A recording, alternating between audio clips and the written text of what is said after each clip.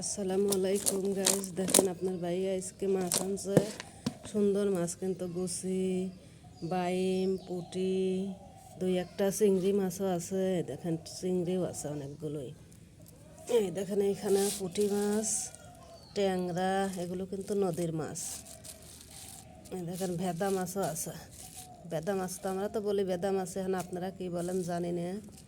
দেখেন সুন্দর মাছ, নদীর মাছগুলো কিন্তু এগুলো। এই দেখুন, এগুলো সব নদীর মাছ। এখন আমরা এই মাছগুলো কাটবো, রোজা রমজানের দিন এখন কাটিয়ে রাখবো, রান্না করবেন পরে।